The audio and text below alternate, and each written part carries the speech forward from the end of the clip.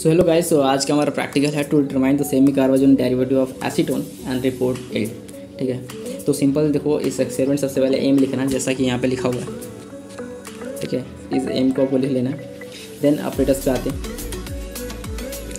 हैं उससे पहले कुछ और चीज़ें भी जान लेते हैं कि इसमें क्या करने वाले। इसमें सिंपल सारी चीज़ें फॉलो करने वाले हैं। Aim, apparatus, theory, procedure, precautions, result, calculations, observation, सब कुछ करेंगे। ठीक है, और एंड में हम ये भी देखेंगे कि जो ये हम एक्सपेरिमेंट कर रहे हैं, ठीक है, जिसके बारे में भी सीख रहे हैं, पढ़ रहे हैं, उसका एंड में प्रेसिपिटेट कैसे आता है, उसका हम सैंपल भी देखेंगे। ठीक है, तो बहुत ही मज़ेदार होने वाला है यार।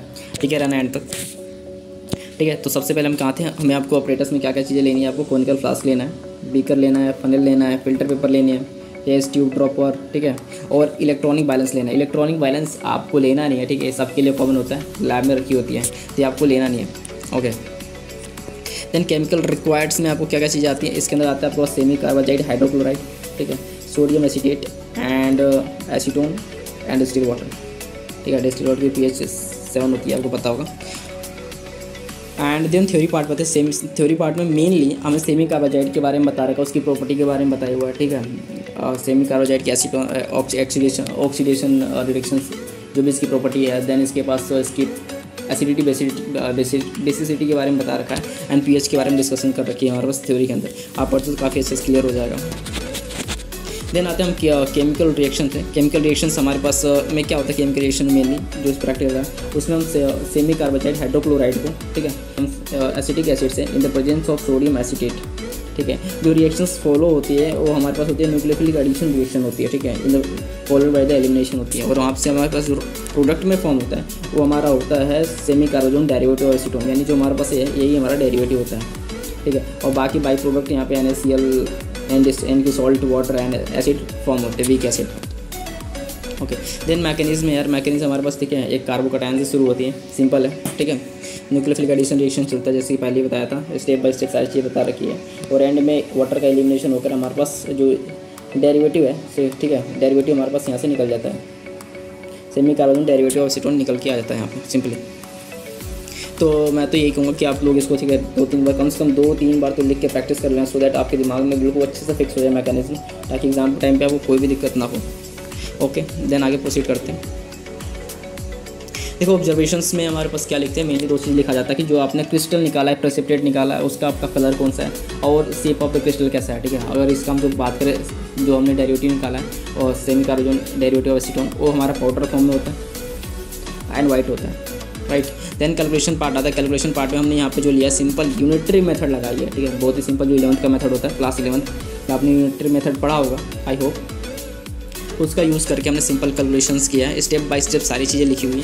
ठीक है, और एंड में हमारे पास जो यूनिटरी मेथड लगा के थ्योरेटिकल कैलकुलेट करने पर हमारे पास जो निकल कर आया है वो हमारे पास है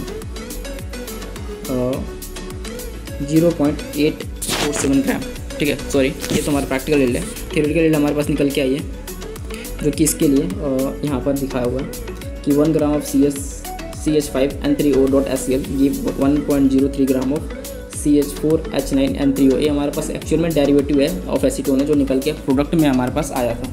ओके, देखो अभी हमने थ्योरेटिकल कैलकुलेट किया तो हमारे पास कितना आई है, हमारे पास आई है निकल के 1.03 ग्राम, राइट।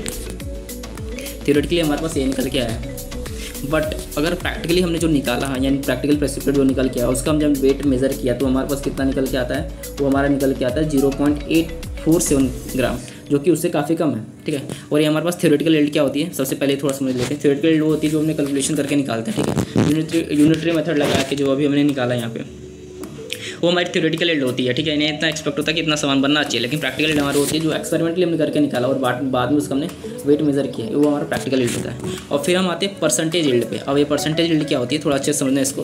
परसेंटेज यील्ड क्या होती है, जब हम प्रैक्टिकल यील्ड, यानी जो ने प्रैक्टिकल से करके निकाला प्रेसिपिटेट, उसका वेट मेजर किया था, उसको जब हम थ्योरेटिकल यील्ड से डिवाइड करते हैं और मल्टीप्लाई कर देते हैं 100 से, तो जो हमारे पास निकल के आता है वो हमारे पास क्या होता है, वो हमारा होता है परसेंटेज यील्ड।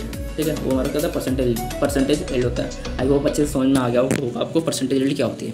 ओके, देन आते हैं प्रोसीजर पार्ट्स पहले लिखना होता है, लेकिन उसमें वो ब्लैंक पेज भी लिखा होता है, ठीक है। इसमें सिंपल प्रोसीजर सब कुछ लिखा हुआ है, क्या क्या चीज़ें आपको लेना है, स्टेप बाय स्टेप चीज़ें फॉलो करनी है, आपको सब कुछ समझ में आ जाएगा, ठीक है। 3 स्टेप में कर रखा उसको।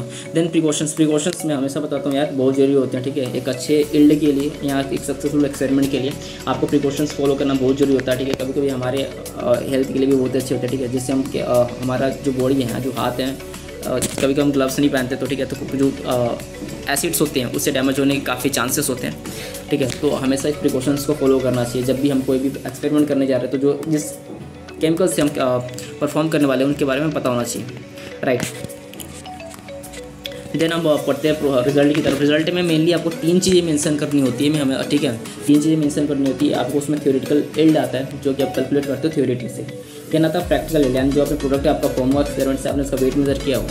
देन आता है परसेंटेज, जो कि अब हमने थोड़ी देर पहले मैंने आपको समझाया था। बस इस 3 चीज़ों के अलावा आपको कुछ भी मेंशन करने की ज़रूरत नहीं होती है, राइट।